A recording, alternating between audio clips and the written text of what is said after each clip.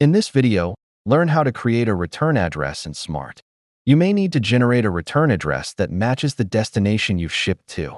First, log into S.M.A.R.T. and go to Transaction History. On this screen, you'll see a list of all transactions processed through your account. You may need to adjust your filters to find the specific shipment you're looking for. Once filtered, you'll see a list of destination addresses you've shipped to. On the right-hand side under Actions/Status, look for the box icon with a return arrow. By selecting this, you will create a return address to the destination address.